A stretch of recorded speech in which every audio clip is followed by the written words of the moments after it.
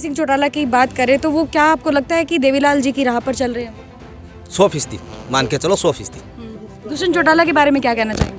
है इसका बंद कर दो। ये तो कुछ नहीं है, 100 वाली 600 में दारू बेच रहा है। इसका जिक्र इसकी बात करने से क्या फायदा बताओ। इलेक्शन होया नहीं तो बिल्लू नहीं वोट करा, क्यों इन ढाना है बीजेपी ने। ये है किसानों का आंदोलन जी। इसमें कोई राजनेता अपने अपने स्वार्थ के लिए जो भी करते हैं उन्होंने उचित समझा होगा, इसलिए दे दिया इस्तीफा। प्रधानमंत्री खड़े हो जाए तो हरावा ही बात में तो। अच्छा। लोगों को ऐसा लगता है कि ये तो देवीलाल की राह पर चलने की कोशिश कर रहे हैं, चले नहीं अभी तक कोशिश कर रहे हैं। अब यहाँ लोग इतने तेज हैं, सरकार बनने का हिसाब दिखा वहाँ वोट डालेंगे।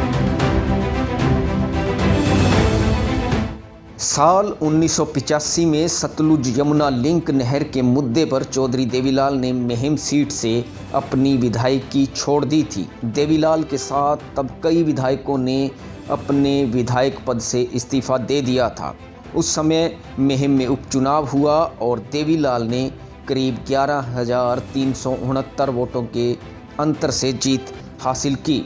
उपचुनावों में सहानुभूति, इमोशन और जोश का मिश्रण कई बार देखने को मिला है। साल 2005 में तोशाम के उपचुनाव से किरण चौधरी ने करीब 99.37% मत हासिल करते हुए जीत हासिल की।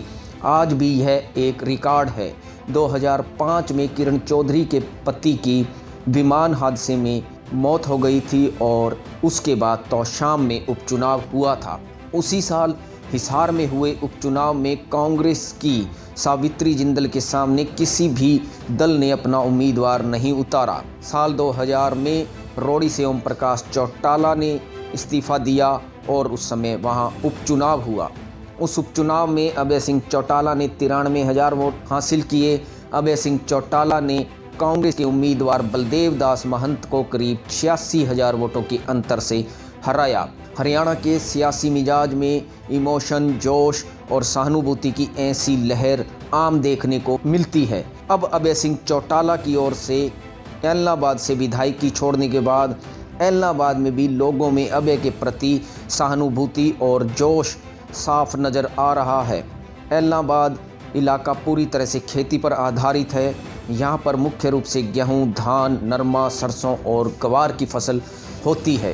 पूरा हल्का देहाती तासीर वाला है। एलनाबाद शहर में भी व्यापार पूरी तरह से देहात से जुड़ा है। एलनाबाद में इस वक्त एक ही चर्चा सबसे प्रमुख है, अभय सिंह चौटाला का इस्तीफ़ा और किसान आंदोलन। जमाल के इस युवा को सुनिए। अभय को बब्बर शेर की संज्ञा दी तो उनके अंदाज में ही अपनी प्रतिक्रिया भी दे डाली। किसानों का तो दिल जीत लिया इसने जी। और सरकार की बात यह है कि सरकार चंद दिनों के मेहमान है। हमें पूरा विश्वास है अभय सिंह चौटाला ने इस्तीफा दिया है तो सरकार जल्दी से जल्दी गिरेगी। हमारे गांव में तो बहुत काम कराए, हमारे गांव में नहीं पूरे हल्के में कराए। हमें तो 5 करोड़ रुपए दिए थे, कुछ व्यक्ति पैसे खा गए तो विधायक क्या करे। हमारे गांव में तो 5 करोड़ रुपए दिए और अभी दे रहे हैं। जो चीज़ मांगते हैं वो काम पूरा मांग पूरी हो रही है और हमारे हल्के में भी अच्छा काम विकास हुआ है।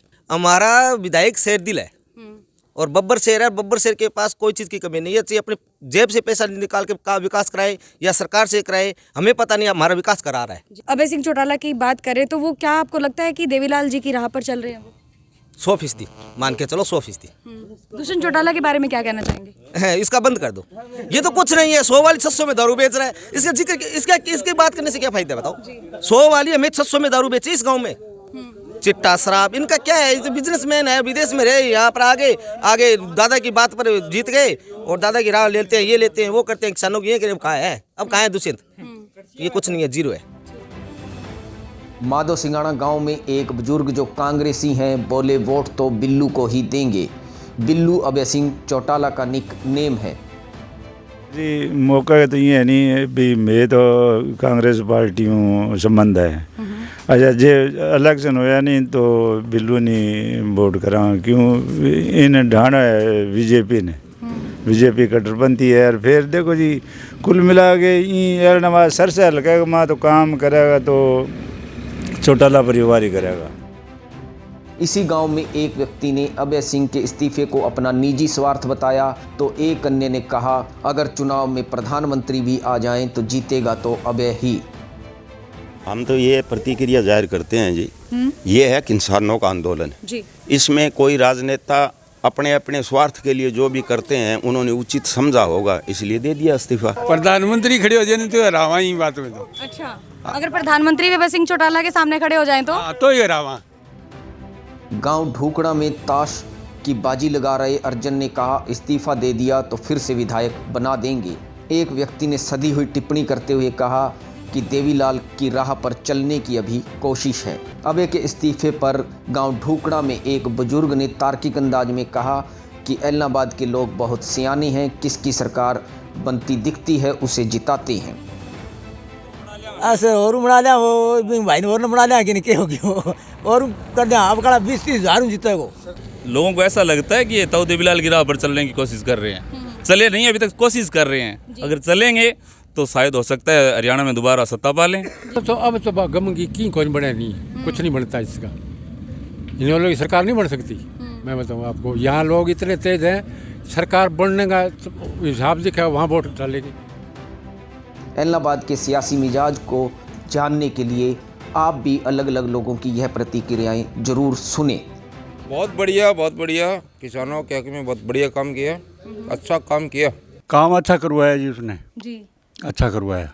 वो कुछ गलत है जी, कुछ गलत है। कुछ गलत है, सारा सही नहीं है। देवीलाल तो वो तो इंसान था जी, जी किसान था जी, और किसानों की बहुत सोच था। पर ठीक है, औरों के बावजूद ये ठीक है। अभी जो किसानों की तरफ है ना, वो कैंडिडेट सॉलिड रहेगा। किसान अच्छा ले रहे हैं, उसको अच्छा मुंह मान रहे हैं, अच्छी भाई किया है किसानों के लिए। एरिया किसानों का ये बेल्ट है, इसलिए अच्छा काम किया। कृषि कानूनों के पक्ष में है, ठीक है, बढ़िया है, करना चाहिए आम जनता के लिए बढ़िया है। ये हर बार अजय चौटाला ही ये सीट निकालते हैं, तो इस बार